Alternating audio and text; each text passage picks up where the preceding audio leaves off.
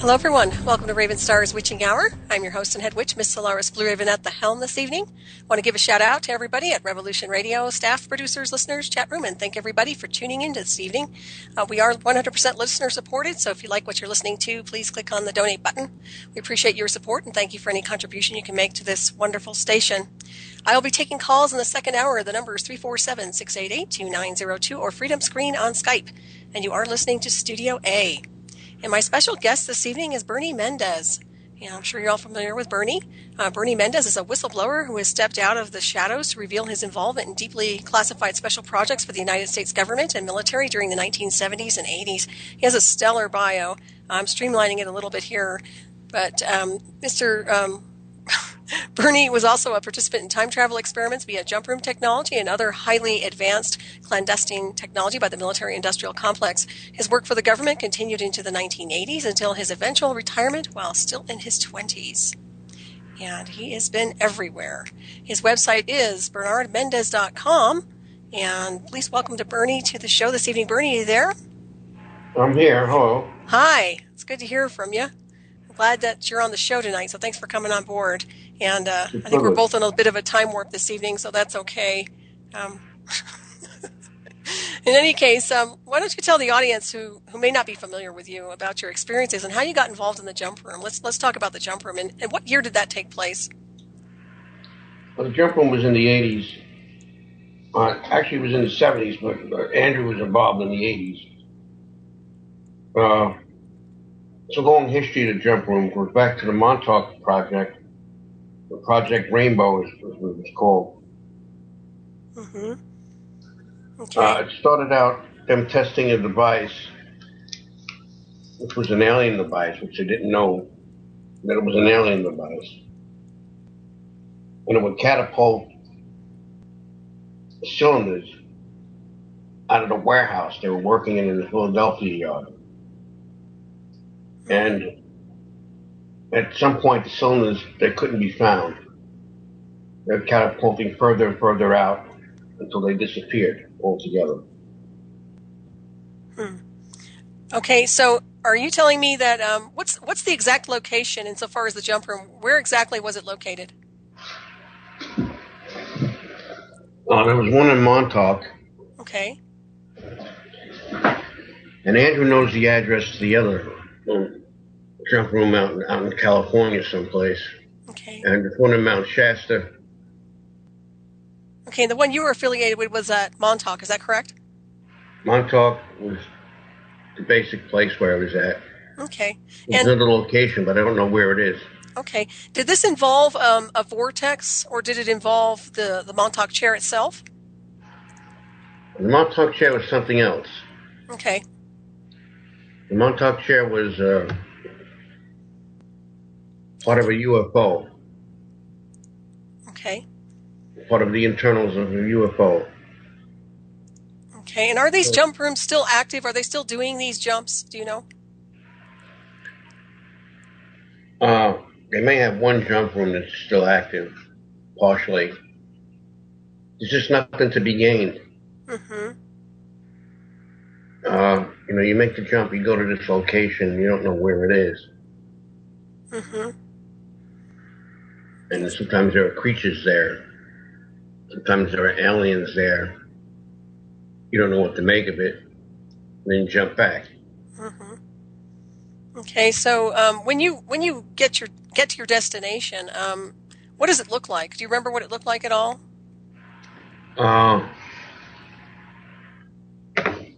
There were a couple of different places I jumped to.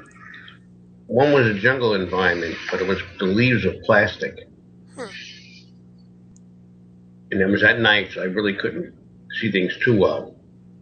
Another one during the day was kind of like sandy. It was like a little pyramid that we were peering out of. And then there were hills of sand. There was one rock. I chipped up a piece of it, and it was plastic. That's interesting. So it was almost like a set. I mean, it sounds like a set, but obviously you guys were really jumping. Is that correct? We were really jumping to a location someplace. Okay. But where it was, could it have been a simulation room of some kind? I mean, technically you could have jumped and then it could have been a room that maybe they had like simulated objects. Do you think that was a possibility or no? That's a possibility. Okay. Now, does this technology kind of dovetail into the Montauk technology with the Philadelphia experiment? I know I've been looking into that a lot insofar as the vortex goes and the type of technology that they were using with the Tesla technology. Does it parallel at all with that or no? Yes. It does. Okay. And do you know if it affected the DNA or the psyche of the people who were jumping? Did they come back? Were they okay when they came back? Well, the jumps are very dangerous. Where you would jump into, the atmospheric conditions weren't that great. Mm-hmm. It was low oxygen environment sometimes. Sometimes there was no oxygen at all. It was something else, some other kind of pure atmosphere. So you had to be careful. Okay. And how many people? Oh, go ahead. You never know what those gray creatures are up to. They're always pulling something. That's really So they could interesting. have screwed with your DNA. Right. Well, I would think it would alter your molecular structure to some degree. That's just my own impression of it, as far as that goes. How many people were in the team or on the team? Would you say? Well, when I was with Andrew, there was me, Andrew, 2 women, Brett, Barry. Later on, they weren't all there at the same time. We were all there once or twice in the classroom, but as time went on, we all did different jumps together. Okay. So that's interesting. They actually did have females then. Well, she had to qualify. Okay. I mean, it wasn't easy to qualify. And what was the qualification? What were they looking for profiling these candidates? Well, you had to hold your breath for 3 minutes. You had to pass the high altitude test. And you had to pass the space alien test where you were brought to a room, a darkened room, and there was a space alien inside. And you had to maneuver your way through the space alien, get to the other side of the room. Wow. And talk to the space alien. How did you get recruited for this? Well, that goes back a long way to my cousin George, who was involved in the project. So I guess he had me tested. And I just qualified. Just in the right place at the right time. No such thing as coincidence, though. That's for darn sure. So who has access to the jump room? Is this a military operation, or what type of personnel are we talking about? They're mainly civilians, but there was military people there too. Okay. It was under the DOD. And how long did the jumps last?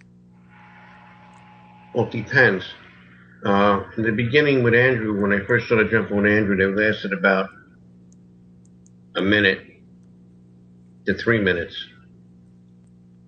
Then they got longer in duration as time went on.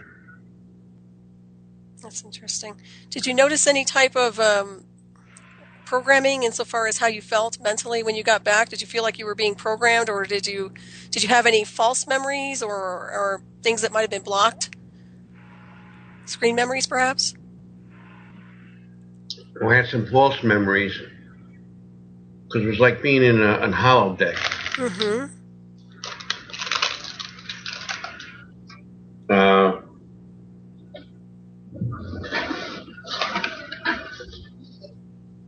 The holodeck was false. Yeah. I think it was. We were actually what we thought it was for. We thought it was some kind of training where someone would go there and then train on something, and then become familiar with something. That's what it sounds like. So it was just some kind of training.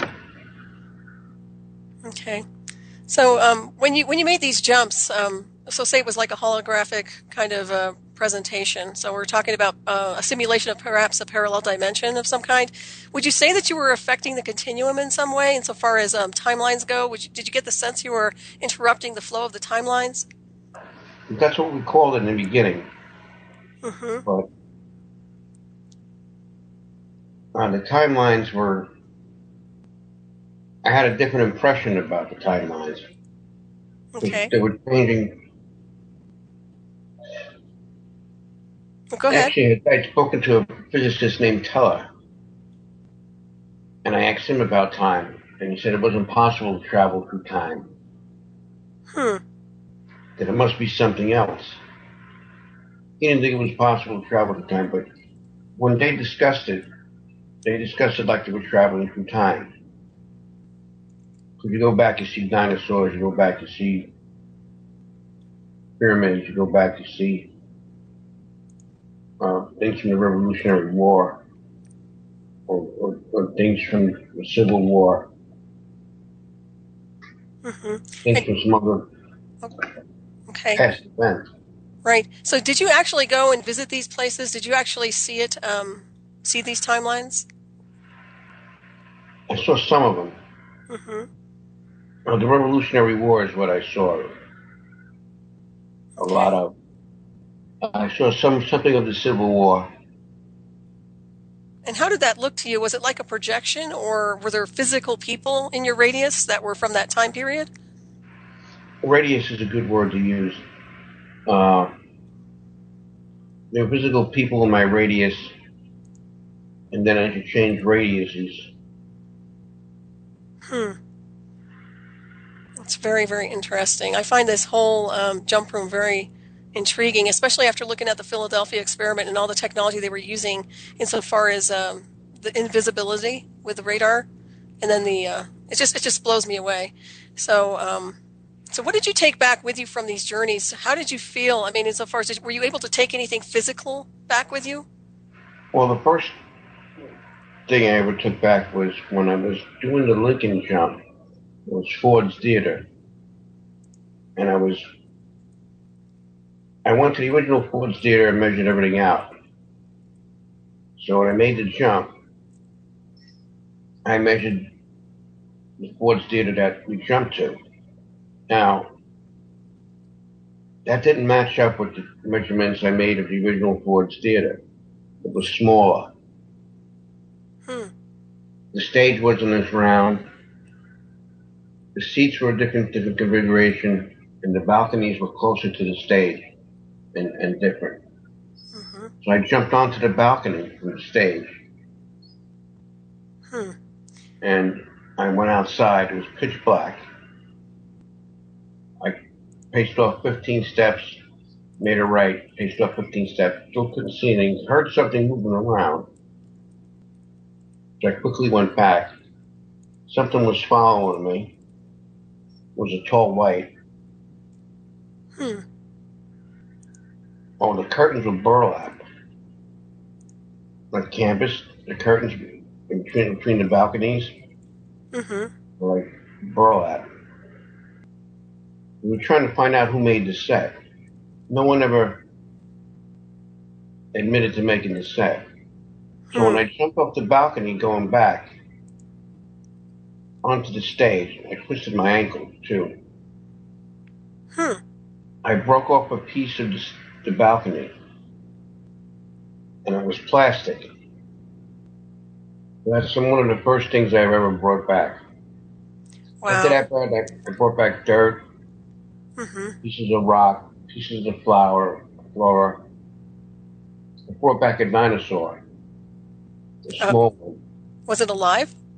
Yeah, about 6 foot. That's pretty interesting. They call it a plesiosaur. Wow. So what happened when you brought these things back? Did they still, did they materialize or dematerialize, or how long did they stay? Well, I noticed the dirt turned to sand. The plastic stayed the same. Mm-hmm. The plesiosaurs got really quiet. That's pretty interesting. So, I mean, part of this reminds me of a set, like you say, and then part of it reminds me of true jumping. So I think there was kind of a mix. That's my own impression. Obviously, I wasn't there. Well, we were jumping to a set. Mm-hmm. Who built a set was another question. We could never figure out who built a set. Okay. Right. But you were actually making a jump. Even if it was a simulation room, you were making a jump to that simulation room, correct? Yeah, you're Okay. making the jump wherever it was. Right.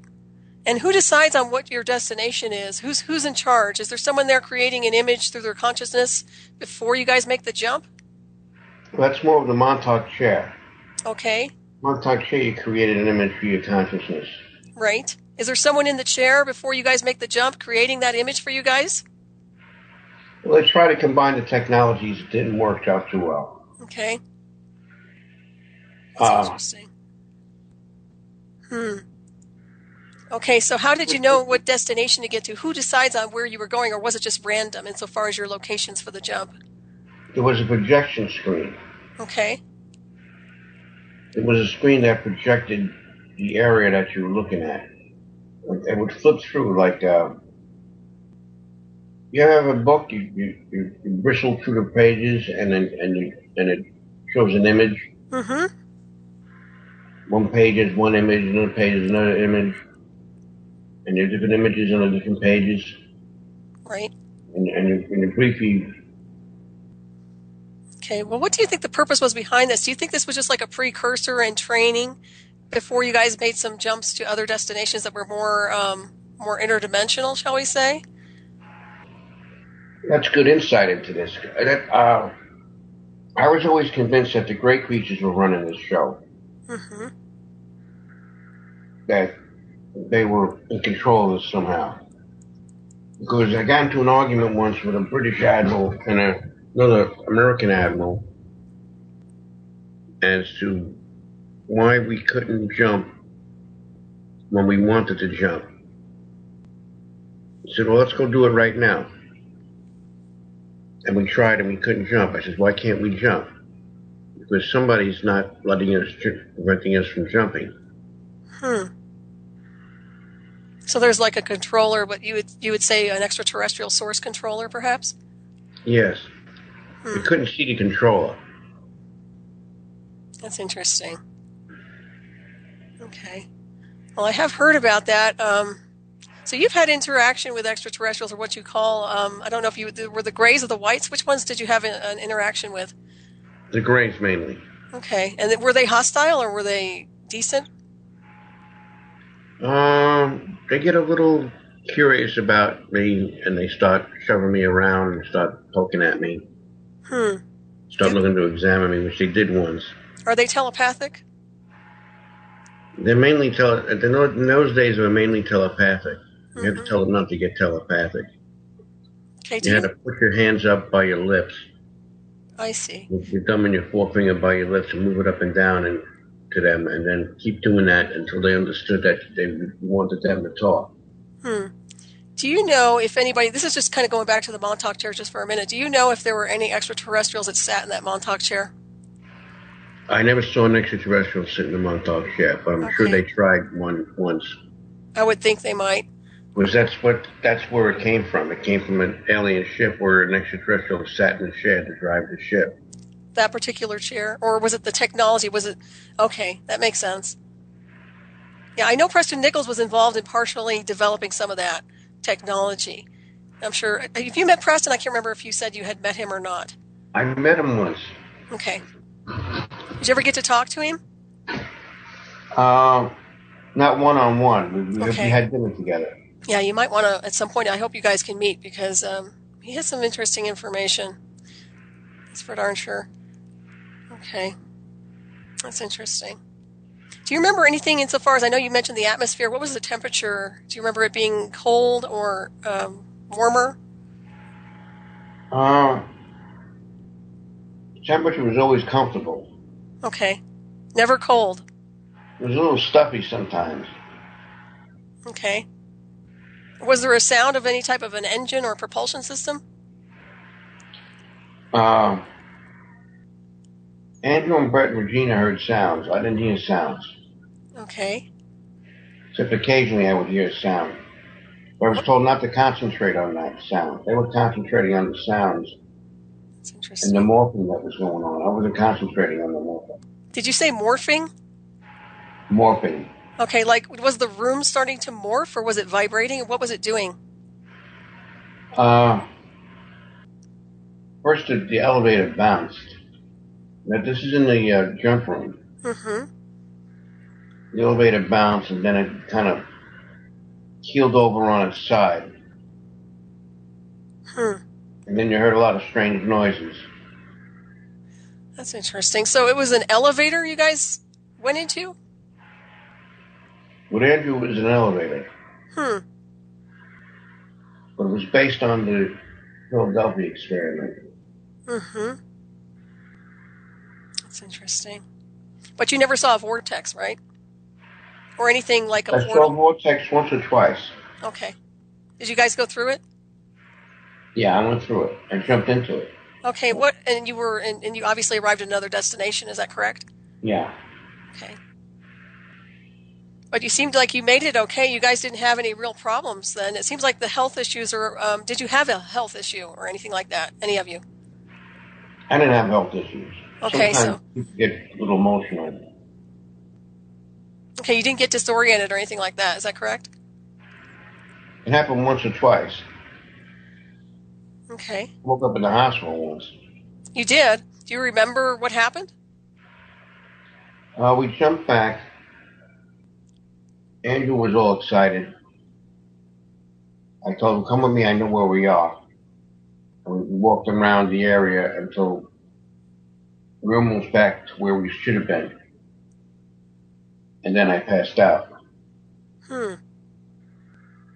That's interesting. So does Andrew remember all these jumps? Andrew remembers where I sat in the classroom. He remembers where you sat in the classroom? Yeah. That's interesting. Did he get wiped out a little bit, you think, or no? We all got wiped out once or twice. Okay, there's a question for you in the chat from Dragon Ice 3. Wonder if he has ever seen any shadow beings or jinn, interdimensional beings on these jumps, anything like that? Yeah, I've seen a couple of them. Okay. They're two-dimensional beings. Okay.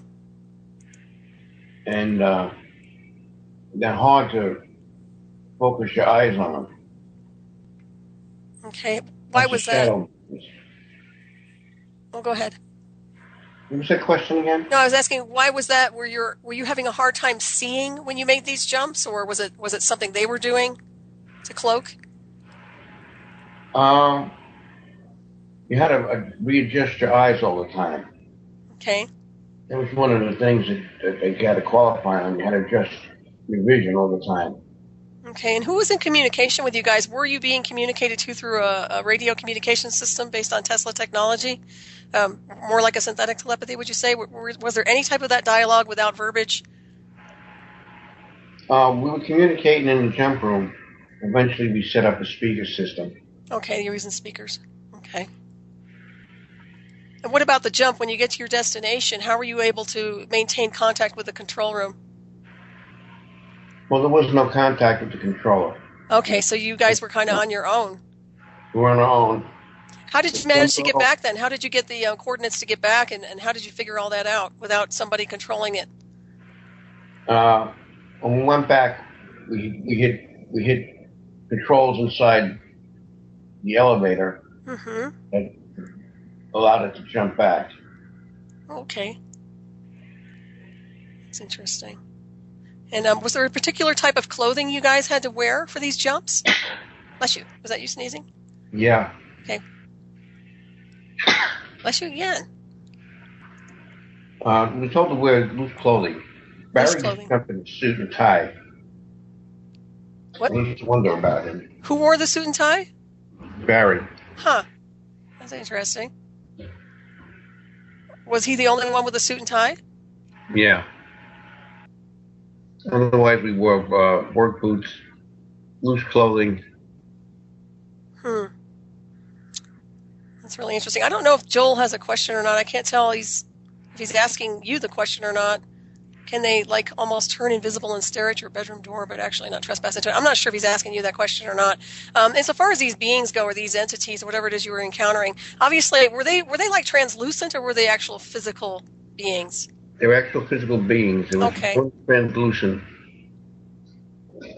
Well, it was hard to say. Okay. And were they there only when you guys made the jump to the other destination? Some of them jumped back with us.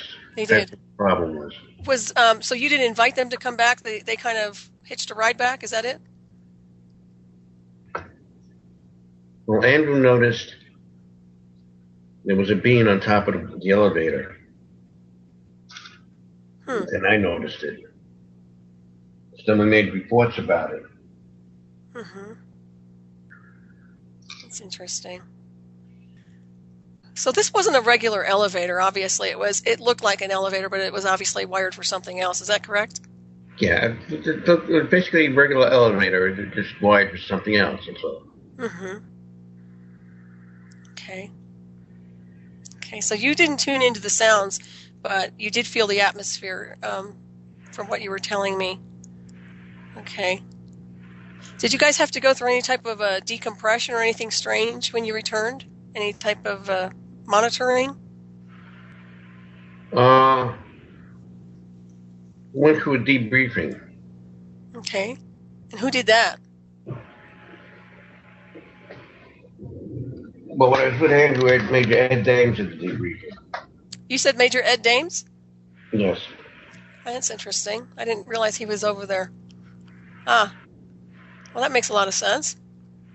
You know, he specializes in psychotronic programming, too. So what did you think about, you guys obviously did some remote viewing, or no? Was he even involved in having you guys do remote viewing while you were there? We did a little remote viewing. It was in its infancy then. Okay. For instance, we were doing remote viewing and we were trying to look downrange a couple of miles. And it ended up being like right outside the building when we look at it. Okay. It's strange. Yeah, it is. So did you ever get any nightmares or did you have any strange dreams after you started doing these jumps? How were you doing when you were at home? I didn't notice. Okay. I didn't notice any strange dreams. I didn't notice it in my dreams at all. That's good. So somebody started asking me to notice my dreams, and then I started having problems. Okay, so somebody actually did ask you. Yeah. That's interesting. How many jumps do you think you did?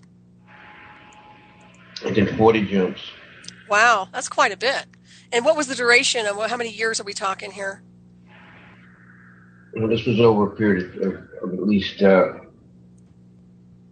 see,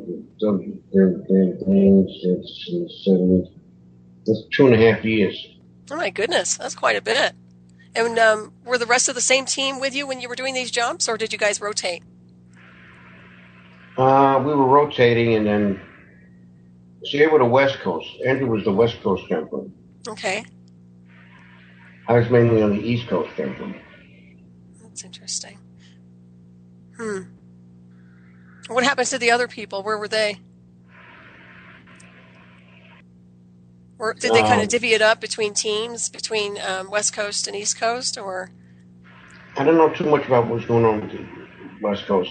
Okay. They had a place they used to go to where they would sit around for 2-3 days, and then they get the machine primed to see if it was ready to jump. Mm-hmm. And then they select who was going to jump. Okay.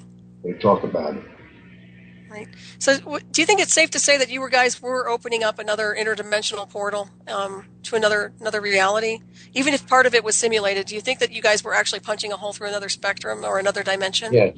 Okay. And you were allowing these, or they were connecting in, these extraterrestrial sources to you guys. They were connecting in with you guys and coming back with you. So do you think that's altering the timeline here on the planet? And perhaps that's why we're seeing a lot of extraterrestrial activity? I think that increased the extraterrestrial activity. Right, because there's a timeline bleed through, it sounds like. It sounds like you guys brought something back that bled through the timeline that's actually interfering and has been interfering. That's just my own theory. But it just sounds that way to me. I could be very, very off on that, but I was just wondering. So how many types of extraterrestrials throughout your jumps would you say came back to the timeline? 3 at least. And were they different species? Yeah. And what kind were they? One was the ET, another one was some kind of creature from Mars. And okay. The other one was like from the El Dulce. El Dulce. Okay. I have a thing. I guess it's a question here from Mouse. When you mentioned the name Barry, who wore the suit and tie, are you talking about Barry Soetoro? Yes, You are. Okay. Do you think that was an imposter, or do you think it might have been the real person? that's the real person. Okay. If you guys have a question, I'm trying to get to them. It's hard. You have highlighted everywhere, so it's like really neon in the chat room. So I'm trying to pay attention to that too. But okay. And did you have communication with that person? Yeah, I talked to him. How was Nice his talk. personality, his demeanor? Is it the same as on this timeline or not? It's about the same. Okay. How many people did you see from, I guess, have you, in other words, is everybody that you've encountered off when you were doing these jumps the same ones that are on this timeline now? Or have you met anybody from the past or the future?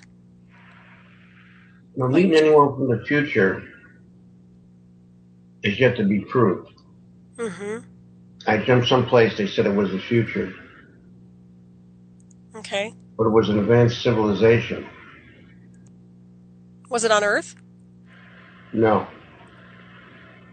I looked around, it was on another planet. Nice. Do you remember what kind of planet it was or where it might have been? Well, it could have been a dimension, too. It's hard to tell. I couldn't tell if it was a complete round planet or not. Right. Well, other dimensions carry other planets and star systems too, so that would make sense. And did you have interaction with anybody there? 2 or 3 people, one of whom spoke English. What did they tell you? If they were from the future, they were trying to get me to talk about my future. Did they show you your future? They could have. I was more interested in walking around and seeing where the area was, checking the area out. Mm-hmm. Okay. And when you go to these destinations, it seems to me like somehow you're calibrated and somehow your molecular structure gets altered to a point where you're able to breathe okay. You don't need any apparatus. You don't need a suit. Is that correct? Well, that was part of the qualifications, too, that you would adapt to the environment. Right. Okay. Makes sense. Do you, Bernie, can I ask what blood type you are, if you even know? Oh, positive. Okay. That's interesting. Yeah, that's a lot of information, and it's interesting to me that you've been in all these places. From what I've done with my own research with timelines and time traveling and the illusion of time, people affect other dimensions and they affect the continuum. So that makes me wonder, with all these jumps that you guys did, what you did, and maybe not even consciously, to the continuum itself on this timeline, where we might be having a bleed-through effect and we might be suffering some negative consequences because of these jumps that may have not been contained or controlled the way they should have been. Is that possible? Well, I suppose that's possible. I mean, but you guys felt like you did fine. I mean, literally, you were there as more like scouts. Would you say you were more like scouts when you were doing these jumps? Okay. We were there just as observers. We trained observers.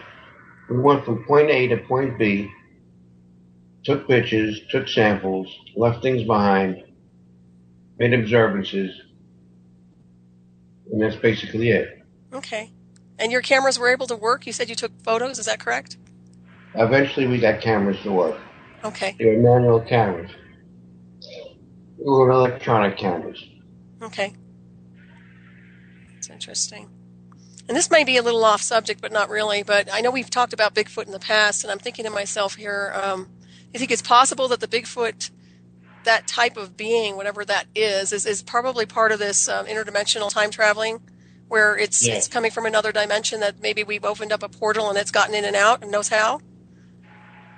Well, it's been going in and out for a very long time. Okay. And did you guys encounter anything like that? I encountered a Bigfoot a couple of times. Through the jump room? Through my reconnaissance. Okay. Wasn't through the jump room. Okay.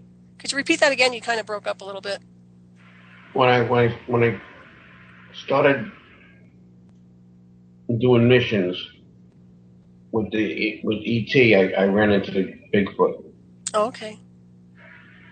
Apparently, there's a relationship between the ET and Bigfoot. Mm-hmm. Well, it seems like there's... Oh, go ahead. They're all part of interdimensional beings. Right. Yeah, that makes sense. Well, it seems like I bet we have a lot of species out there we haven't even begun to tap into. So far as that goes. But so you're thinking that they probably are still doing the jumps to some extent. Now, this was some time ago, so I can only imagine that they've fine-tuned anything, any glitches they've had. They've probably made it to a point where they can go in and out and open up portals fairly easily, would you say? Probably. Yeah. Okay, so that's what I'm wondering, who's doing it, and what are they bringing back when they get to their destination? Do you have any psychic connection or an entanglement with other dimensions or beings since you've been traveling so much? Well, I try not to. Would you say go ahead. When I was jumping, I was having entanglements. Okay, can you describe those? Well, UFOs were showing up where I lived. Okay. Were they solid or were they more, how did they appear? Well, they were solid. Okay. They got curious about me because I was answering their questions. They had questions that they wanted answered. What kind of questions were they asking you? Well, this is a long story. When I began negotiating with the ET, I asked for an historian. You asked and so then they started asking questions, and I was answering them. And then I gave them my encyclopedia, my dictionary, my Bible, the Rosses, and some other things. And then I kept showing up asking questions about the encyclopedia and the dictionary, what these words meant. They were willing to learn. Would you say they were advanced? Well, I asked the question, how far advanced are they using us as a measurement? And the galaxy is a measurement. So the answer I got from another alien altogether who was answering my questions as I was answering his questions was that the gray creatures, this falls under the brief history of the grays. The gray creatures are between 1 million, the galaxy is between 1 million and 50 million years ahead of us. The gray creatures first arrived here when the Brontosaurus roamed the planet, because they pointed towards the Brontosaurus in the encyclopedia. And said we arrived when this creature roamed the earth, and they pointed towards the Brontosaurus. That's when they said they first arrived. So that's how long they've been here. And they're still here, or did they leave? They're still here. Okay, so they come in and out, but have they established a base here, or would you say they come in and out? It's hard to say what the relationship is with the Greys. But they established themselves here, and they got a form of government here. And this government's not like our government, I take? Well, it's a representative government. They have representatives from different civilizations. Like a galactic council or something? Yes. Okay. Is this part of the galactic history you were telling me about, or no? Yes. Okay. And so the majority of your source information about the galactic history comes from these type of beings? That's correct. Okay. Well, now that we're talking about galactic history, is there anything else you want to elaborate on with the galactic history? Well, okay.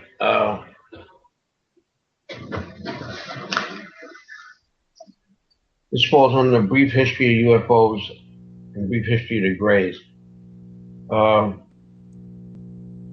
Greys come from another galaxy. They were explorers, and they're very benevolent. When they came here, they say that there was a lot of chaos going on. And they brought order to the galaxy. The Greys are much revered. I spoke to the Nordic types about the Greys.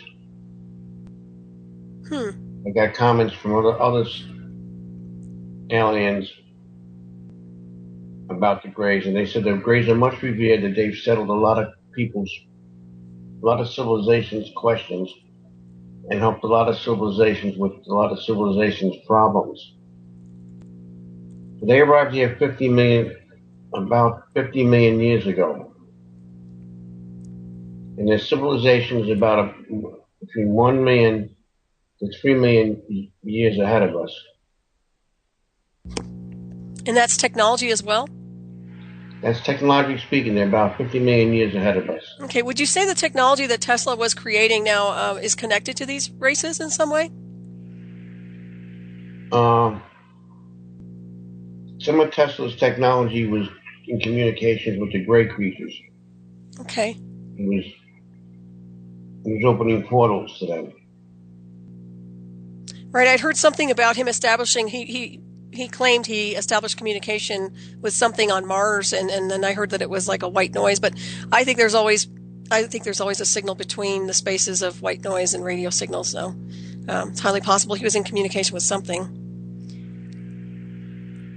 He probably was for a period of time.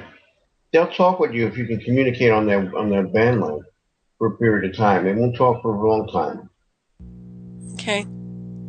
And usually, so that would be a form of telepathy, or they just kind of communicate through the radio signals, right? Well, there's some telepathy involved. It's their language. The language is telepathic. Yeah, that makes sense.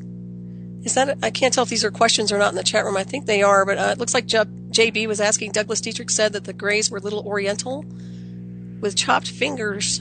Thoughts, Bernie? Anything on that? You don't think they were Orientals, or no? They're not Oriental. They have almond eyes, though, right? Some of them do appear to be Oriental, but they're not Oriental. But they appear to be Oriental because they have those slanted eyes. Right. How much missing time did you ever acquire, or did you have missing time with all these jumps you've done? 3 days. 3 days. Wow. That's a lot. Was that all? What year was that? Do you remember? I was in 72. And do you remember what happened at all, or just? Well, a Grey ship had landed not far from where I live. And I went on board and went away with it, and I came back 3 days later. But it didn't seem like 3 days. And you were living on the East Coast. Where exactly were you living? Staten Island. Okay. Do you still live in Staten Island? Yeah. Okay. That's more like a hot spot, I'd say. That's pretty close to, well, you're pretty close to the Montauk, right? The original. Well, that's all the way out in Long Island. But how many miles away is that, technically, would you say? Oh, I'd say that's about 80 or 90 miles away. Yeah, that's not too bad. It's really not that bad. I have a question for you in the chat room. It looks like Curiosity is asking a question. Has he had any exposure to Dr. Jonathan Reed, and what is his understanding as to why the West Coast jump room selected at the specific location? Let's see here. Does that make sense? Was selected at that specific location. Does that make sense, Bernie? I think that's where the jumps were taking place. I don't think they had much of a choice. Okay. The jump rooms would only work in certain places. They wouldn't work everywhere. Okay, for some reason they did work on the West Coast and they did work on the East Coast. That's interesting. For some reason they worked there in Mount Shasta and out in Montauk. Yeah, For some reason they worked in places. Other places they didn't work for some reason. Yeah, Mount Shasta is supposed to be a hot spot for sure. There's another question for you in the chat room here. This is Joel. Does he still have present contact with any of these races? I think you said yes or no. No. No? Okay. So you don't. Do you think that might you might reestablish contact at some point, or you think that's a permanent thing? Well, I'd have to get a contract with the government to do this. So in other words, you're the liaison, but you actually need to be contracted with the government in order to access these species? Is that correct? Yeah. That's interesting. Which government would that be? Is that the, obviously it goes beyond the White House, right? Oh, it's definitely beyond the White House. Would you say, now that's interesting. I'll have to think about that. Well, I know we have access to extraterrestrial sources that are celestial ancestors, that are our star people heritage, that we don't need the middleman, which would be the government, to have any type of established contact with. I'm wondering if they're trying to put up some kind of a frequency fence to prevent people from having contact. I do know that with the contactees, they're getting obviously monitored by government because of that connection and perhaps a bleed-through effect that they might be having through the communication. What do you think about that? That's true. Yeah, I kind of get that myself. So it seems to me that we're being monitored, any of us who are abductees or inductees, or what you want to call them. That's very, very interesting. So, and you're still working, I know you were going to work on some books. Have you ever gotten those together at all, or what you doing with that? No, I haven't got the book together, but I'm working on it. Okay, so you have the videos for sure, and I know you mentioned something about putting the data together in a book, and I keep pushing you into doing that. So let us know, and let me know. If you need help, holler at me. I'll help you. I'm sure there are other people that would be more than willing to help as well. So if you're looking for someone to, help you compile the data, so just, let us know about that, okay? Because I find that your information, you probably need to have it formatted and so people can really read it. Yeah, well, they have this thing, the guy will translate the interviews and put the interviews into writing. Mm-hmm. And then I need to get it edited. Excellent. Yeah, I would really say to go ahead and try and do that because you do have a lot of data, a lot of information. I'm sure that we're not even covering. We're just hitting the tip of the iceberg. I mean, that's very obvious to me. There's a lot in there, and I'm sure there's a lot in your head that is kind of cloaked at this point. So with all the experiences you've had, what has that left you with? I mean, do you have a heightened sense of ESP or anything like that, or what do you think? Well, I have a heightened sense of ESP for sure. You do? Okay. That's interesting. So it has enhanced your psychic centers. Okay. And you still stay in touch with the government? I mean, what you're kind of retired now, right? What are you up to? Do I ask? Well, I get asked questions from time to time. Okay. Can you tell me who asks you the questions or what kind of people contact you? Friendly neighborhood spooks? Are you there? Hey, Bernie? Yeah, I'm here. Okay. Bernie, So you know what a spook is? well, yeah, kind of like the shadow guys. Yeah, those are communication specialists. Yeah. That's Sometimes they get asked questions by different Navy personnel. Okay. So you're still wanted for information insofar as your expertise goes, perhaps. I wonder how many people really have their wits about them through all these jump rooms. I mean, how many people do you think are really reliable insofar as their database goes through all the technology they've been exposed to? Well, I don't know. It depends how many people are stepping forward. Right. And do they want you guys stepping forward, or is that a problem for them? That's a problem. It is. Okay. That's interesting. Have they ever threatened you guys at all? I've been threatened a few times. Okay. Do they call you? How do they threaten you? Well, I used to go to these meetings. Mm-hmm. You used to get told how it would affect my civilian job. Mm-hmm. Things like that. Right. And do you think that has affected you as a civilian or no? Yeah.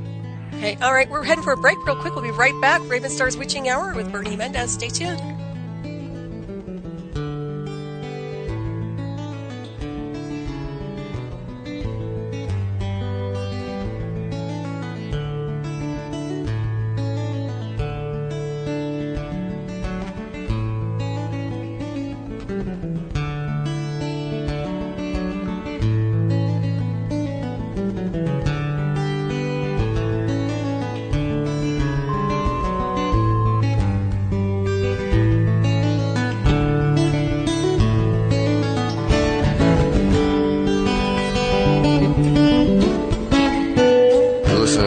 Revolution Radio at freedomslips.com. And we'll be right back after this message.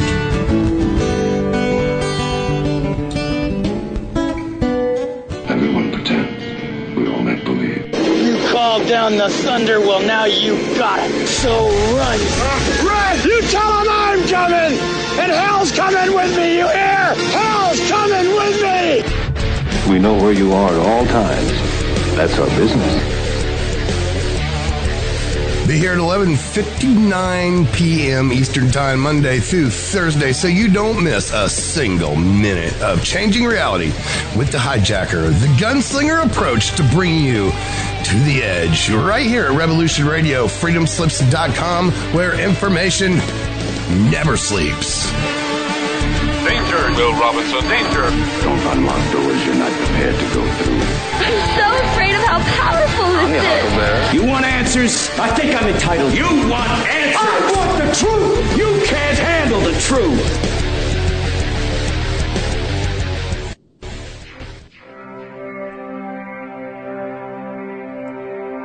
Most guys freeze. That's your cerebral cortex looking for an answer it doesn't have. See? Even your brain knows you're screwed. Your body's filling with adrenaline right now, whether you know it or not. Your heart's beating fast. It's getting a little harder to breathe. The neurobiological system is telling it to run, but your knees are too weak to move. Fear is not real. The only place that fear can exist is in our thoughts of the future. It is a product of our imagination, causing us to fear things that do not at present and may not ever exist. That is near insanity. Do not misunderstand me. Danger is very real, but fear is a choice. We are all telling ourselves a story. You're listening to Revolution Radio at freedomslips.com. 100% listener-supported radio. Reporting to danger, unafraid. Right here, where information never sleeps. Revolution Radio.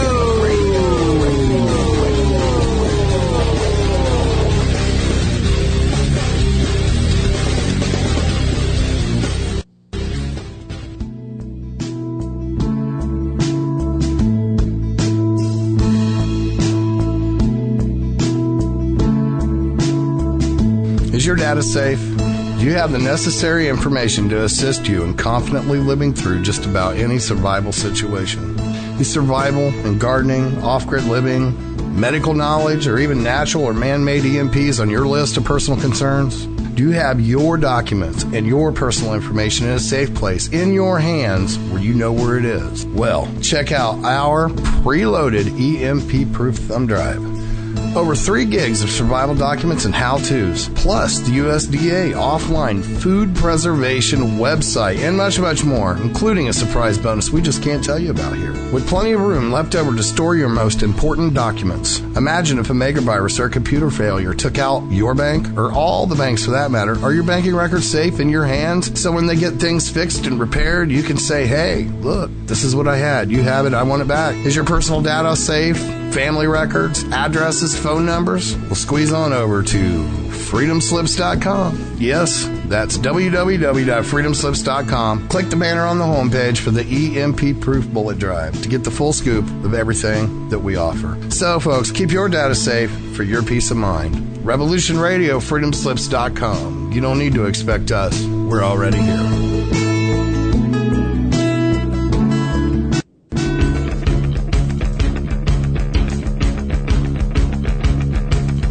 Revolution Radio.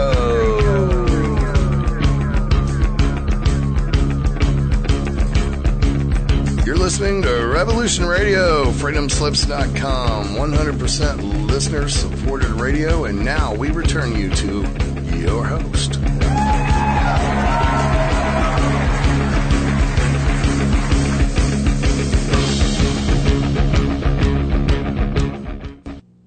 Welcome back, everybody, to Ravenstar's Witching Hour. I'm your host, Solaris BlueRaven, and I'm here with Bernie Mendez. We're talking about jump rooms and galactic history and all sorts of good stuff. Bernie, I really appreciate you staying up this late hour with me. I know it's late for you, and I really want to thank you for being here tonight. That's my privilege. Yeah, you're a sweetheart. And I think we had a few more questions in the chat. If you guys, I'm trying to catch all your questions, so just keep slapping me with the capital letters, and I'll eventually see your questions, okay? So insofar as that goes, I think there was another one for you, Bernie, though, that someone else had. And let me look here for just a second. Where'd I go? Where'd you go, Bernie? I'll find it in just a second here. Yeah, I'm not sure exactly what they're trying to say, but I think it is when you went for a ride on their spaceship. I'm thinking they're asking what year that was when you went for the ride on the spaceship. 72? 1972? Okay. All right. And I know you wanted to also talk a little bit about the galactic history a little bit further, so I'm going to let you go ahead and elaborate a little bit on that. If you guys do want to call in, the number is 347-688-2902 or Freedom Screen on Skype, and feel free to go ahead and call in as well. Okay, Bernie. All right.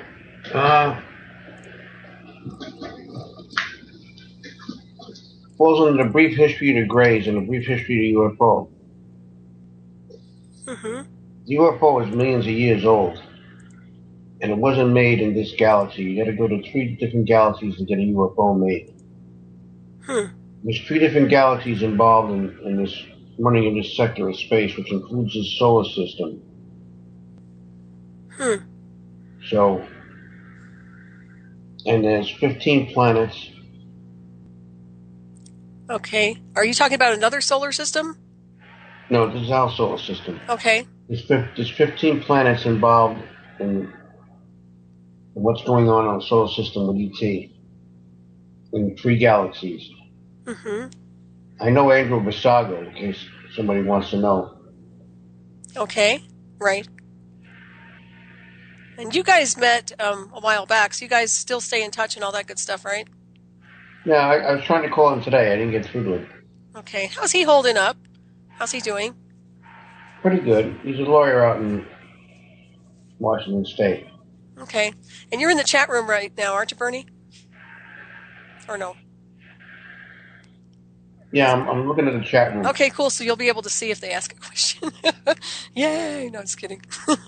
That sounds good. Okay, so how many of these species? It sounds like you've had a lot of contact insofar as the galactic history goes. Were there 2 different or more than one being that was actually communicating this galactic history?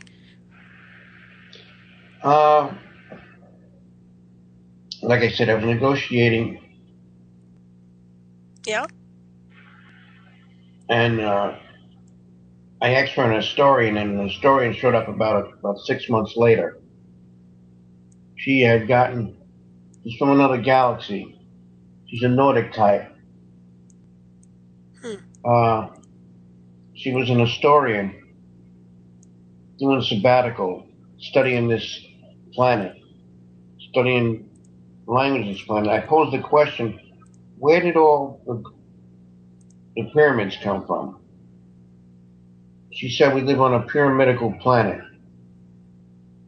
And most planets are pyramidical. That's interesting. She was talking about her planet?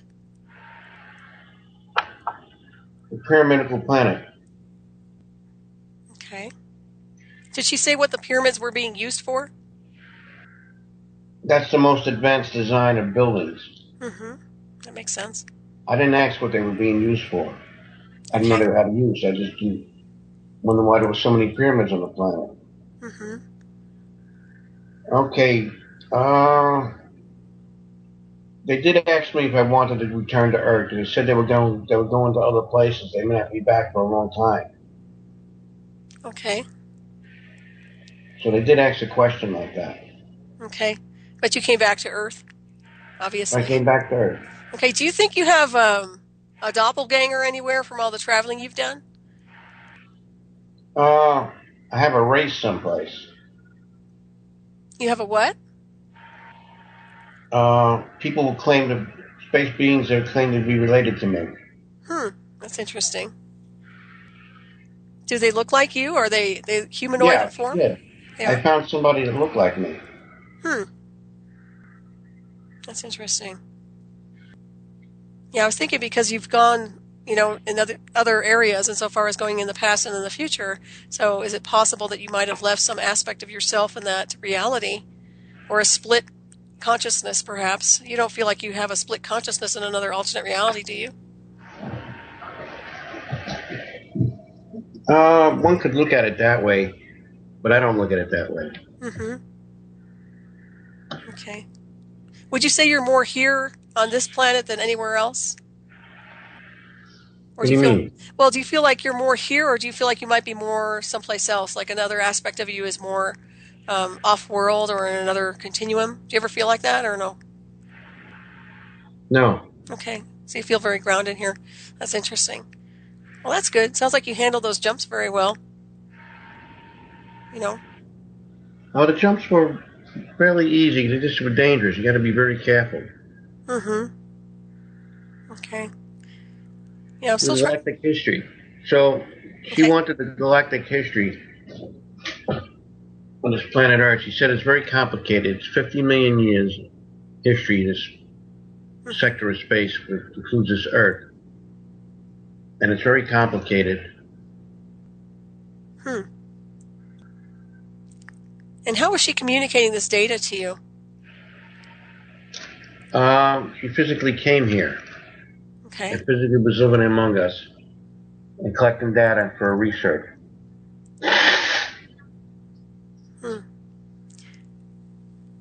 So did you actually take notes? I mean, how did you acquire the data? Were you taking this information and putting it somewhere? No. I just remembered it. Okay. Yeah, that's very interesting.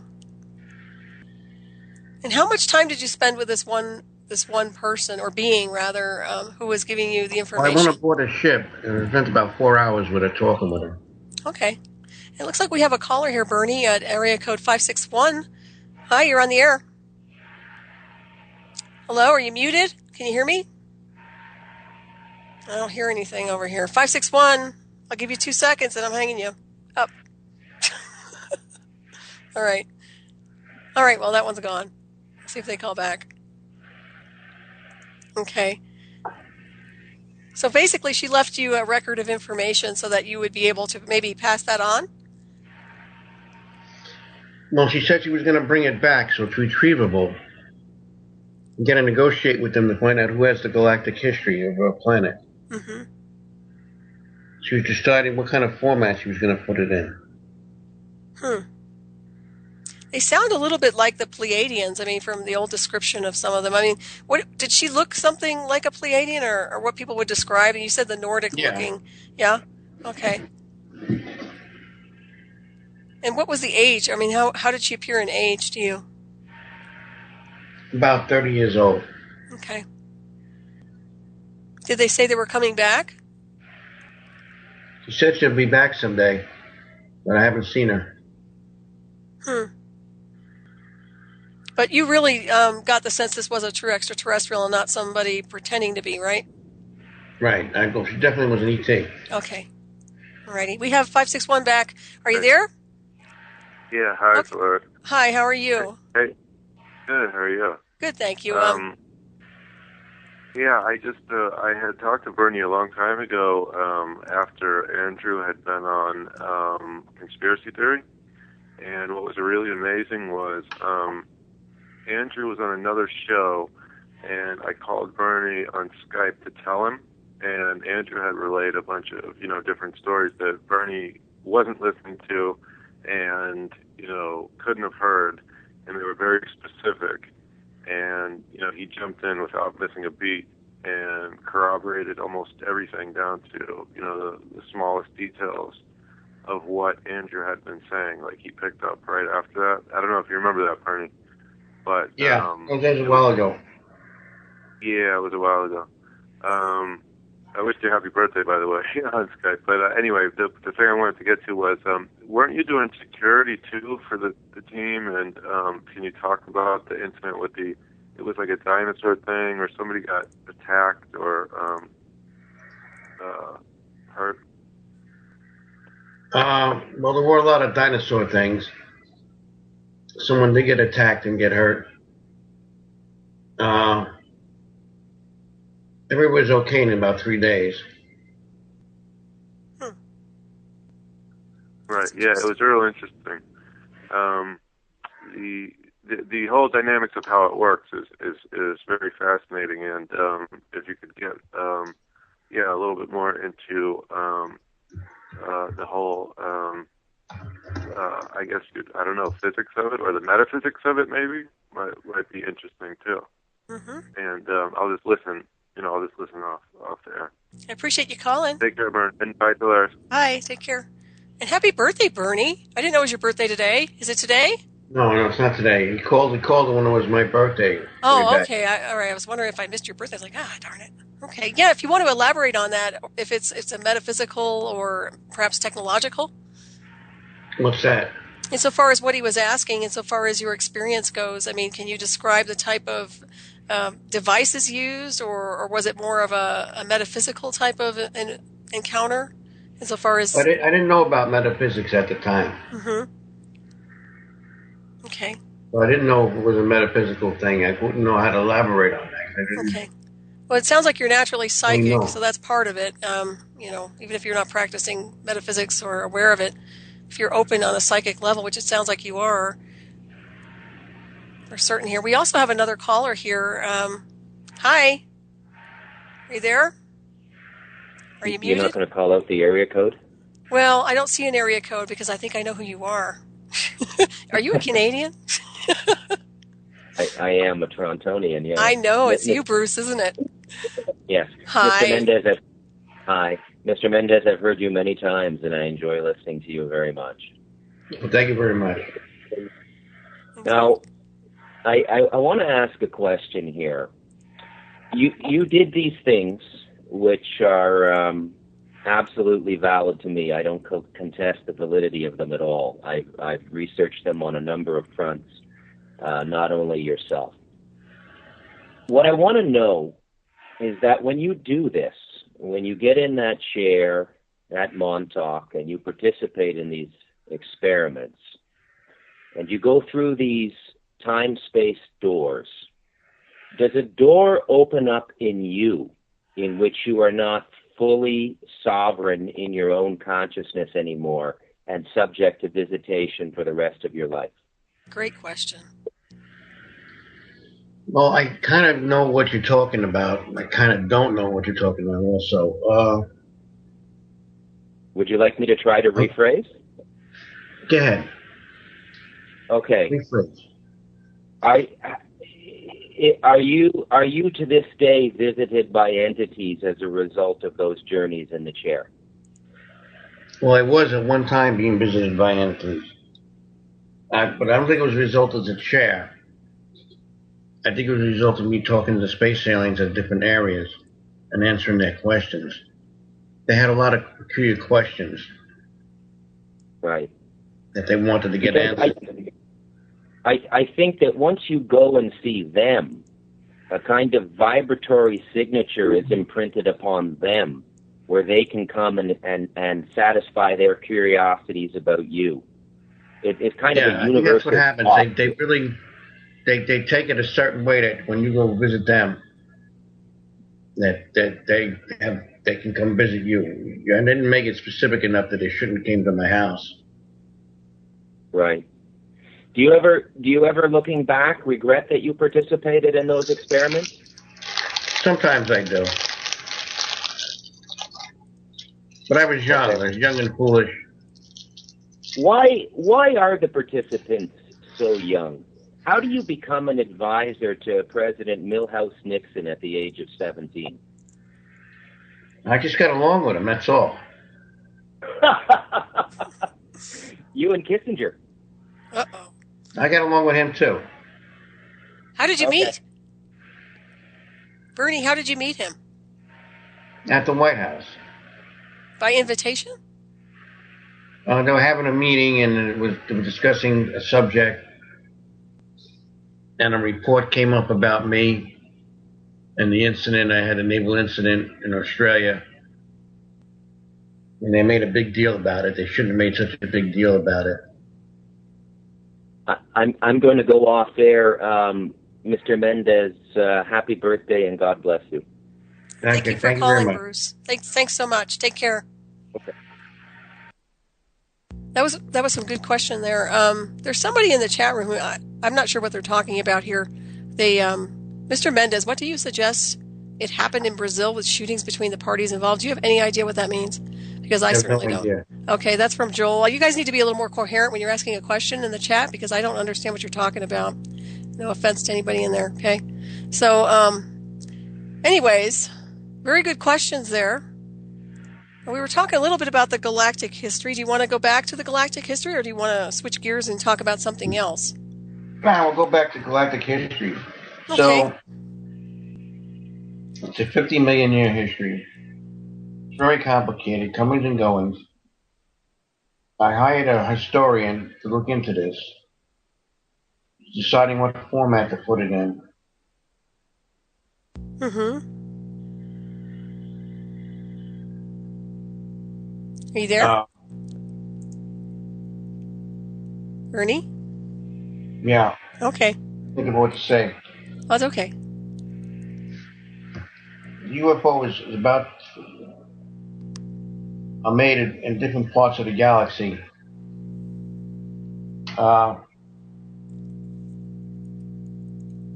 She comes from another galaxy altogether. Galaxy that she says she comes from takes 2 weeks to get to. Is further away than the entire known space that we're in. So if we measure the universe we're in, it's further away than that. Mm-hmm. There are 3 universes. She comes from another one. What was her name? Do you remember? They call her Miss Ducky. Miss Ducky? She had webbed feet. Oh, wow. That's interesting. Did she give you any type of warning about the future of this planet or anything going on with that? Governments or anything? I didn't go into anything like that. I just stuck to... Okay. Took back a lot of encyclopedias. That's interesting. Did you ever see the ship that she showed up on or a craft of any kind? She had a ship. It was invisible. Mm-hmm. Was it translucent or completely cloaked? It was translucent. I could see it. Okay. There's another question for you from Dread Shoes, and it's, what was the single most important thing you learned from interaction with said ETs?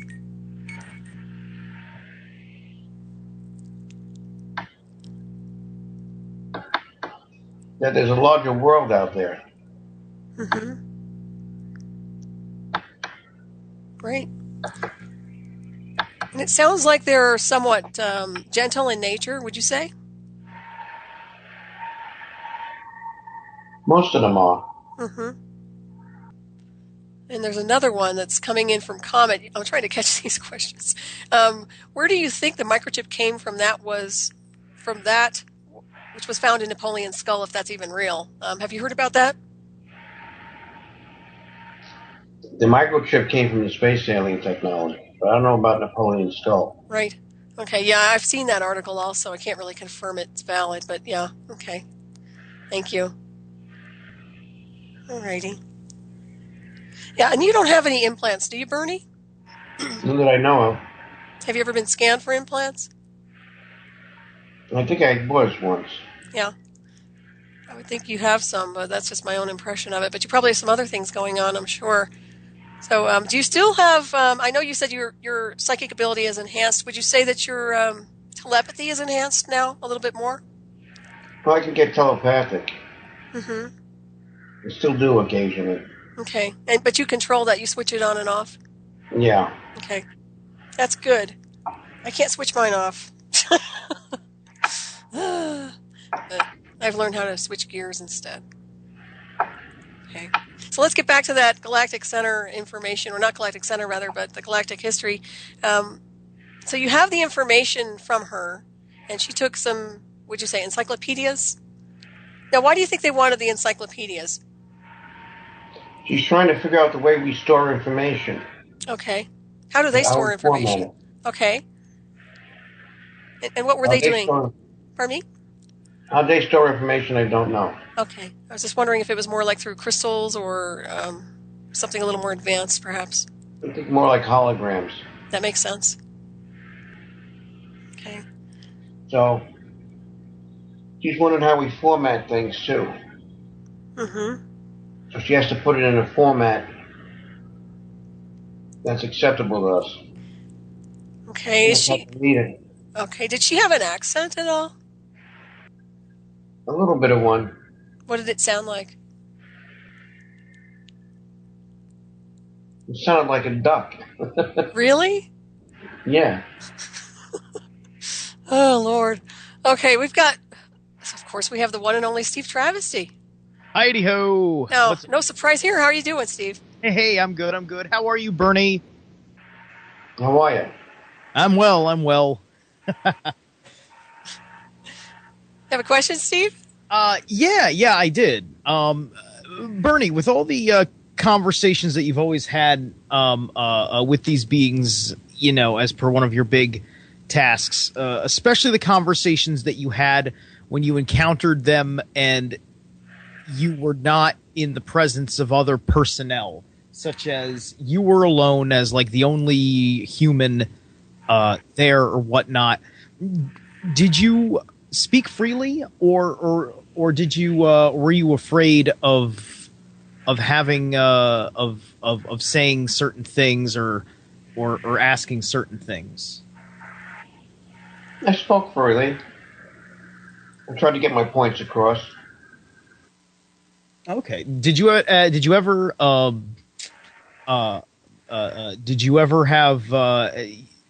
have any kind of conversations that you felt if that your superiors, if they knew that you had that kind of discussion with these beings, may have gotten you into trouble?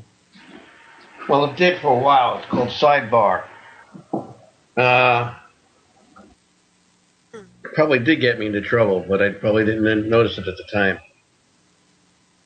That's interesting.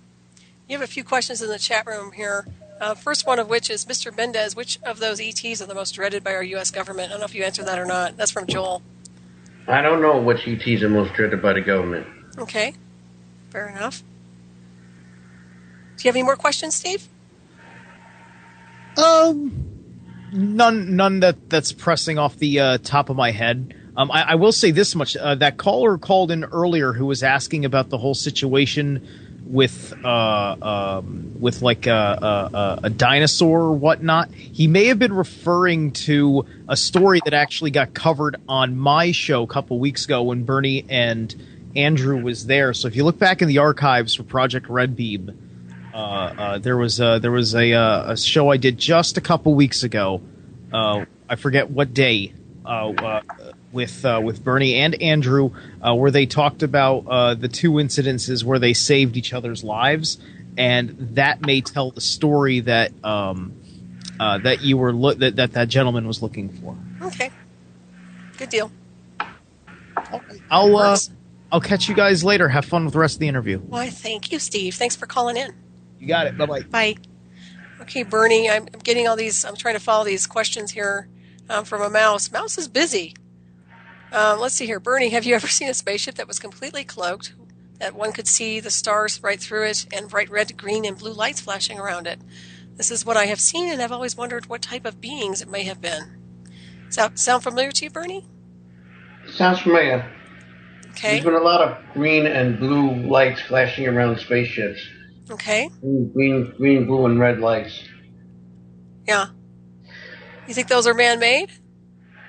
No. Or you think there's a off-world? Okay. That's interesting. We have another caller here. This is busy. Busy. All right. Hey, Solaris. How you doing? It's Joel. Hi, how are you? I'm fine. I would like to ask Mr. Mendez a question about like if these entities ever like told him that they will share their medium of transportation to us somewhere in the future, like, you know, spacecraft and shit like that. Could you do me a favor and not swear? I'm sorry? Do me a favor, just don't swear. I don't allow swearing on my show, so. Okay. Oh, I'm sorry about that. That's all right. Bernie, do you have an answer for that? What was the question again? You want to repeat that? If these entities have ever shared with you that they will somewhere in the future share their mediums of transportation with us as human beings, you know, like the spacecraft and stuff, so we can travel like them, perhaps. There's a criteria for that. There's a criteria for being like them. You got to meet 100 different things. Okay. Oh, okay. Right. So that will be like, we will have to like train and stuff? Yes. Okay. Much appreciated. Happy birthday, Mr. Mendez. Thanks for calling. Okay, thank you. Bye-bye. Okay, talk about time warps. Do I feel like I'm in one or what? All right, Bernie. And I'm sorry I started the birthday thing because I thought it was your birthday. So we'll just pretend it's your birthday now. Just kidding. But, okay, very good. All right. So, and so far as the technology goes being shared, I think you're right. It does take a certain level of consciousness as well, if I'm not mistaken. And I would assume that they don't just hand this stuff over to anybody. Is that correct? That's correct. Yeah. There's a criteria. Right. Okay. Would you say some of the technology that's been acquired through our covert intelligence has been stolen, or would you say it was given to them? Some was given, some was stolen. Okay. The stuff that's stolen, would you say that these other races might want that technology back? There's other races that might want the technology, yes. Mm-hmm.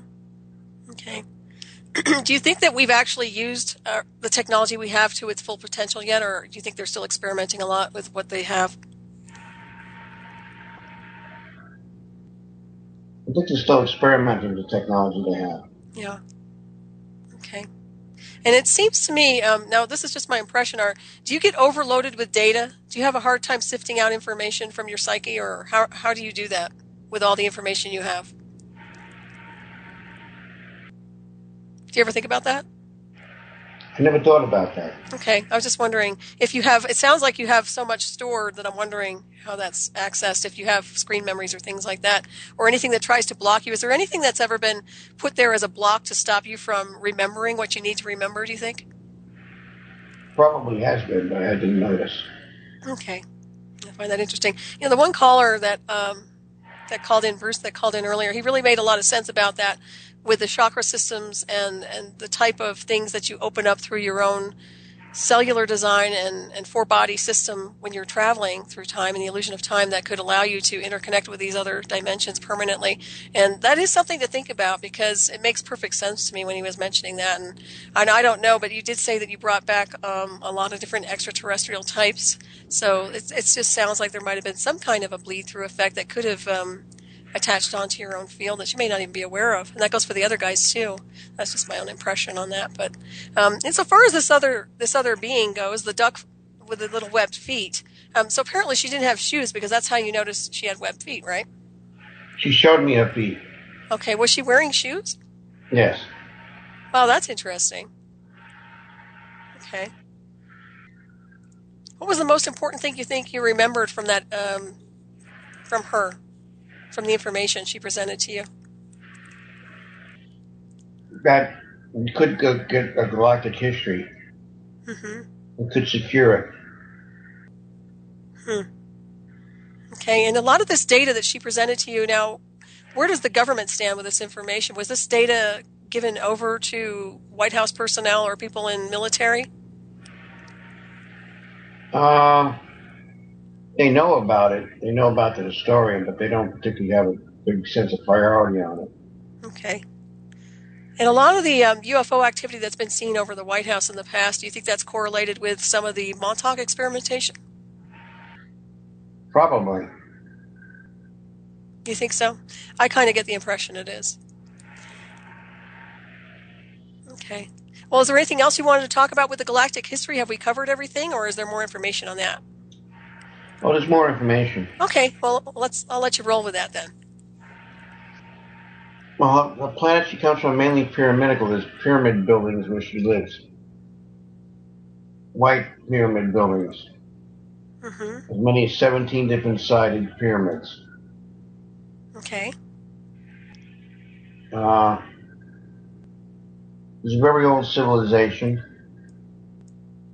Go ahead. She says that the galactic history is very complicated, especially around here. There's a lot of comings and goings of different civilizations. I'm just trying to read through the chat room as I'm talking. Yeah, it's a little interesting in there. You have to kind of filter through it. If it's in caps and it's respectful, then we'll go ahead and address it. If not, then it doesn't get acknowledged. End of story. You guys need to behave in there. I'm not going to be policing you, just so you understand. There are enough master controls in the chat room anyway, so I don't need to do that.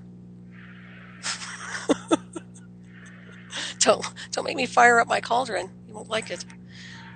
Okay. All right. I didn't get to ask her about the Greys. I should have asked her about the Greys. Okay. You mean the being that you were encountering? Yeah. You can ask them about the Grey Society, the Greys' history, what they're like. Mm-hmm. So you didn't get to really ask about that, huh? No. Okay. Well, what other species did you get to talk about? Our species, basically. Mm-hmm. What about a reptilian species? I didn't ask you about them. Okay. That's good. Okay. Is there anything else you want to communicate about that? Anything that comes to mind with the galactic history? No. Okay. There was something I was going to mention. I was going to ask you. Did you guys have personal handlers when you went through these jump rooms? I had someone I reported to at the White House. That was about it. Mm-hmm. Okay. Okay, that's interesting. So you would say, was the jump room used for more of a positive or a benefit opposed to a negative, would you say, or no? It's a good question. I don't know. Okay. Well, from your perspective as a jumper, you would say that you guys obviously were doing the positive things, right? You were doing anything negative, would you say, or no? I wasn't doing anything negative. Okay, so it was more of an observation thing. Okay, and do you know if any test pilots ever lost their lives with the jump sequence? I saw a few casualties in my day. Okay. But, was that through the jump room? Yeah, through the jump room. And do you know exactly what happened? They ran out of oxygen. They stayed in the jump too long. Huh. How do they know when to get back for more oxygen? You should know the effects of hypoxia. Mm-hmm. And you should count. You go out for 1 minute, that's all. So you don't try to break records.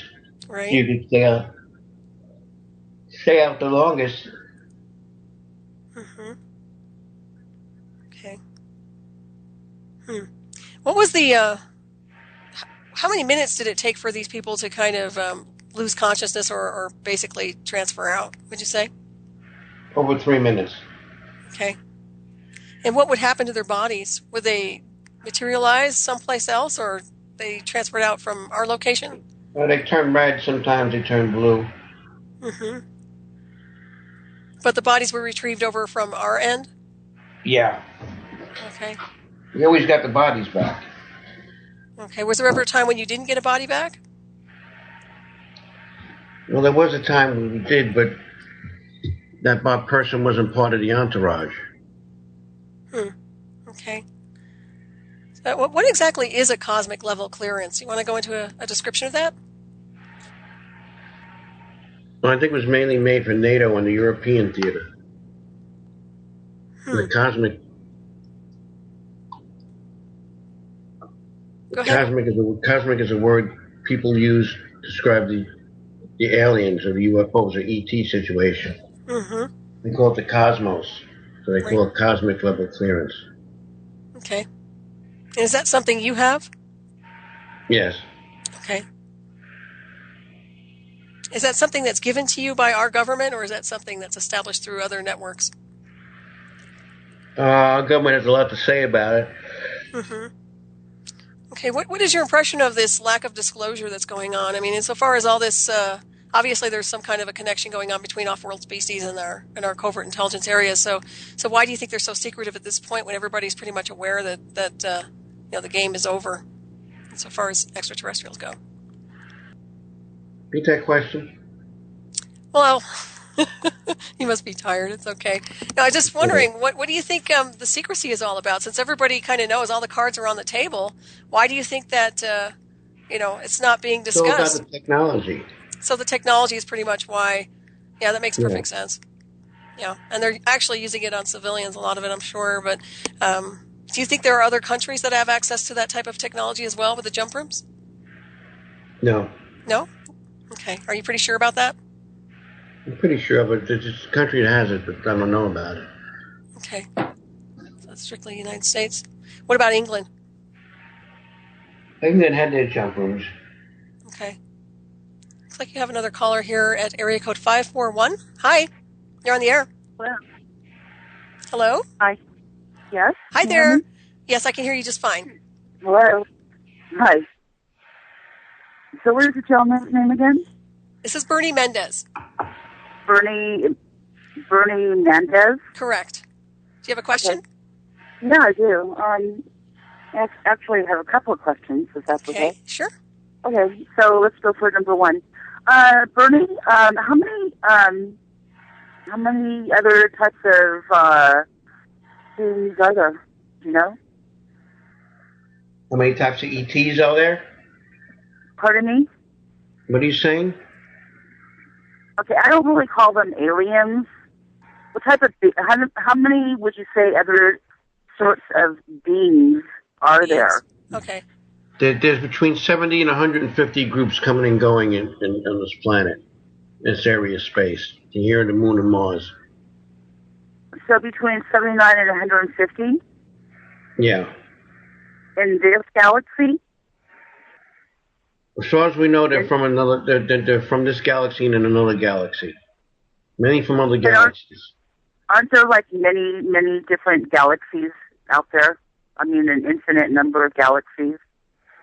Yes, but there's only 3 galaxies involved in all this.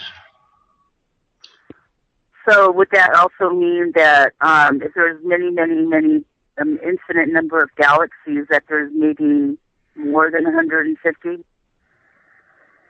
Not involved in this area of space. Well, no, not involved in this space. There could be more, but basically the ones that we know about that we're dealing with, or that we had contact with, between 70 and 150 groups. Some of them may be repeats. Yeah. Why do a lot of them have noses and fingers and eyeballs and look kind of humanoids? What's the question? Why do, like the pictures I've seen, a lot of the beings have noses, fingers, legs or toes, ears. Yeah, we're all different somehow. We're all similar eyes. Somehow. But we're why all do they look? Somehow. I know that the similarity is that they look really like humanoids. That's what humanoid is about, similars. I mean, why can't there be any that are just like vibrational or like floating jellyfishes? Okay, you finished with your question, 541? No, I wanted to ask him another question. Okay, we have one more too. question because I'm going to have to let you go in just a second here. This isn't just go ahead one more time, okay? Okay. So, what do you think the number of people being contacted are? We don't know. We have an estimate. It could be in the millions. Okay. And do they recall being contacted? Most people don't recall being contactees. So they have no recall then? Okay, listen, I'm going to let you go, 541. This isn't like multiple conversations here. I appreciate you calling in, but I'm going to let you go, okay? So thanks for All calling. right, well, ciao. Bye-bye. Thank you. Bye. Okay, so I have to kind of cut people off just so you guys know. You can't call in with about 60,000 questions. You call in with a question, and then you can take the answer offline. And I do appreciate courtesy. And, I notice you guys are something's going on in the chat room I'm not even going to give energy to. But not professional, so just want you guys to kind of straighten up in there, okay? That's all I'll say about it. All right, Bernie, we've got one more question here from Curiosity. And it looks like, Bernie, were all the employees in the 8-story building at the West Coast Jump Room aware of what was taking place there? Yes. They were. Okay. So no new news. Did they have to have a clearance for that, or obviously some kind of a clearance? Yeah, right? a clearance. Okay. And was that a large group of people, or small personnel? Small personnel. Wasn't that large. Okay. All righty, Bernie, why don't you give everybody the name of your website and how they can get a hold of you? If they want to contact you with more questions, I'm sure they do. BernardMendez.com. Okay. Is there another way to get a hold of you through email, or is that the main way? I have an email address. Okay. people4099@gmail.com. Okay. And are you open for questions for that? Can people get a hold of you? Yes. Okay, that'll be good. All righty. All right. Can I ask you briefly about the extraterrestrials you negotiated with back in the Nixon days? I mean, what was that negotiation based on? There were a lot of people asking them questions, and we said we wanted to sit down with you and talk and get all these questions answered. And for some reason, on my way home, they decided to open up and answer questions. Okay. So they set up a table, believe it or not, pulled up their spaceship and started sitting down, started answering questions. I don't know why they did it, but they just thought it was a good time to do it. And who was involved in that meeting or that room? Oh, there were a lot of people involved. There was a lot of civilians, some admirals, some generals, some British people. Okay, so it's safe to say that all of the United States presidents are aware of other terrestrial or extraterrestrial races that have had interaction. Is that correct? Nobody's kept in the dark, in other words? Yeah, well, okay. They always share information. Okay, so, yeah, all right. Do they have a high clearance, would you say, or do you think they're still kind of kept in the dark about a lot of different things with the technology? There's a lot of back engineering that goes on. Okay. And insofar as the Montauk chair goes, that's been disabled. Is that correct? Or have they remodified a new one? I haven't seen it. Okay. I don't think it's a new one. Okay. That's interesting. All righty. We're getting ready to wrap this up a little bit here. So is there anything else you wanted to mention real brief? Ernie, have we covered everything? I wish I could have covered more of the galactic history. Okay, we've got a few more minutes. Go ahead. I remember. I was going to say you have all the time in the world, but in the illusion of time, right?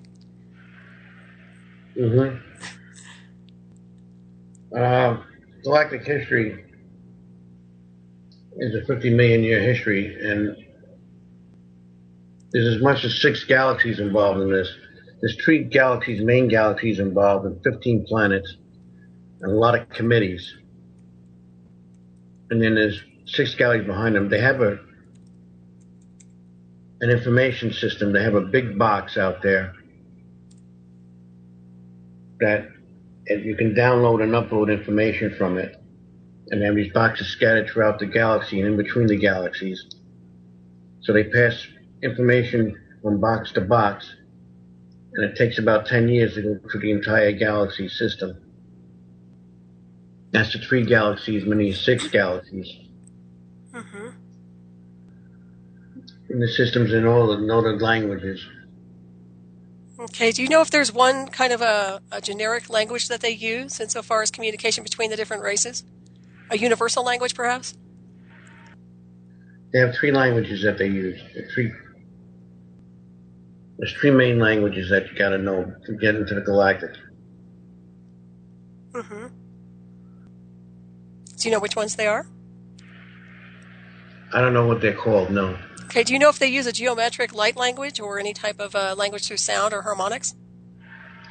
Yeah, they do symbology. Okay. Have they ever left any archives here on this planet? Well, they think there's an archive in the pyramid. There's Plan Z, which has an archive. Okay, what about the moon? Anything special about that? It's hollow, it's artificial, and it's on its own power. Okay, and there's civilizations up there. Okay, are they connected to the beings that were in communication with you? Yeah. Okay. So it's occupied? Yeah. Okay. And you said hollow. Does that mean that there's something living inside? That's correct. Okay, and it's also under intelligent control, which means it's not from this orbit. Is that correct? That's correct. Is there any chance it's going to break orbit and go back to its original location? No. Okay. All right. Bless you. Okay, Bernie, I'm going to wrap it up just for a minute here. I just wanted to take a quick breather here and just thank everybody for tuning in tonight. And I do want to thank you, Bernie, for being on the show this evening. It's always a pleasure to have you on. And my pleasure. Yeah, I look forward to having you back on too, and whatever you want to discuss, because it just seems like the time really flies when we start discussing this stuff. And there's so much data that I'd like to have you back on at some point. So we'll schedule you back in for sure. And I do want to thank all the listeners and the callers for calling in tonight. Appreciate it. And everybody in the chat who's been polite. Thank you for being polite. Otherwise, forget it. And also, please join me next week with my special guest will be healing intuitive Cassandra Von Sant. And of course, stay tuned for Shiny Side Out with David Dunger and Becky coming up next from Down Under, steer you into the night. And we still have some time here, but I just wanted to kind of get that all kind of squared away here. Bernie, I had a quick question for you. What do you know about the zero-time reference generator? Nothing. Okay. All right. Okay. Well, that answers that. Damn. Okay.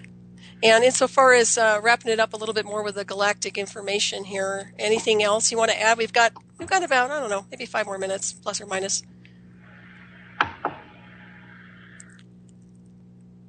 Anything come to mind? Pardon me? You there? I'm here. Yeah. Is there anything else you wanted to add about the galactic history that stands out? I have to think about it. Okay. Oh, this is retrievable. This information about the galactic history is retrievable. If someone negotiate with them. Okay. And ask them for it. And how do they go about negotiating and asking? Who do they contact? You gotta go down to the areas and talk to the space aliens in different areas. Okay. And did they say which areas?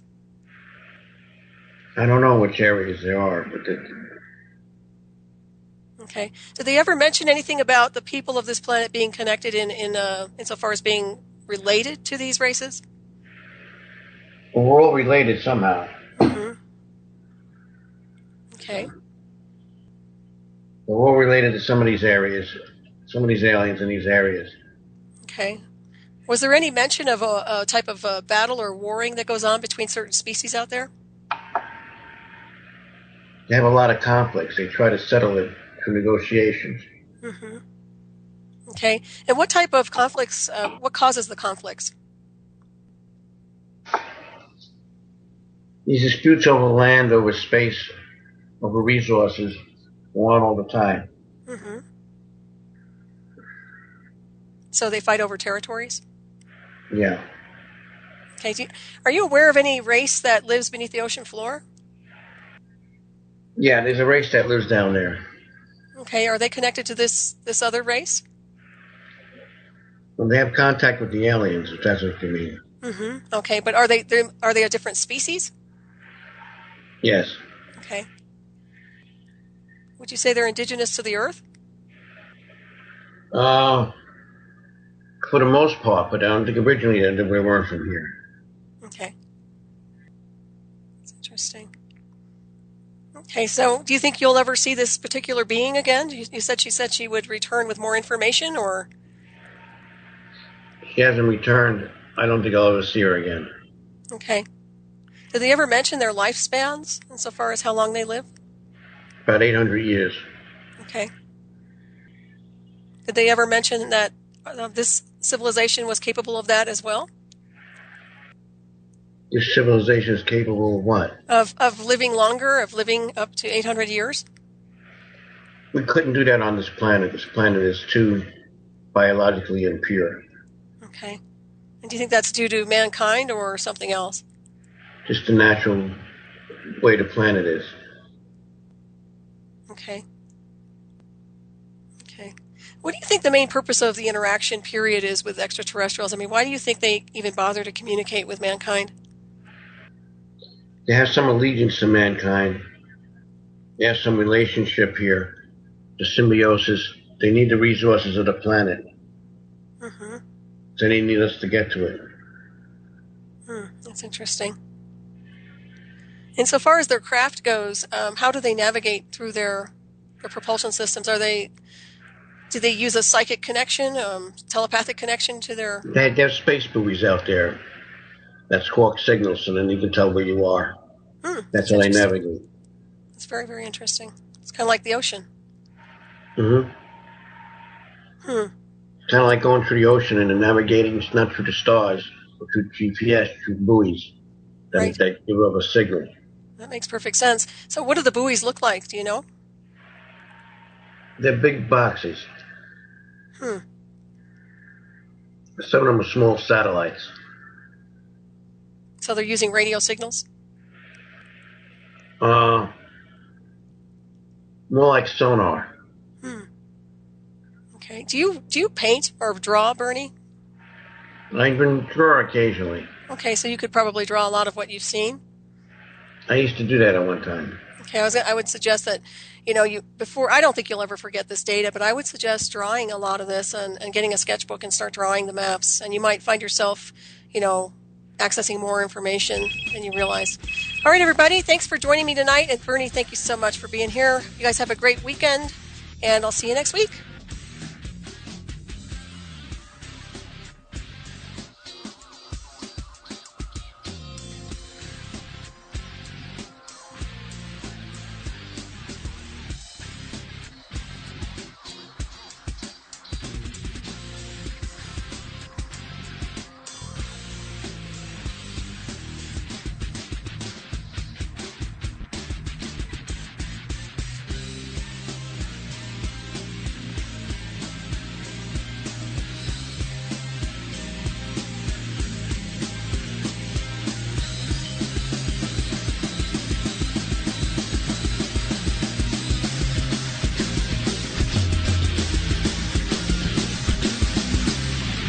Listening to Revolution Radio.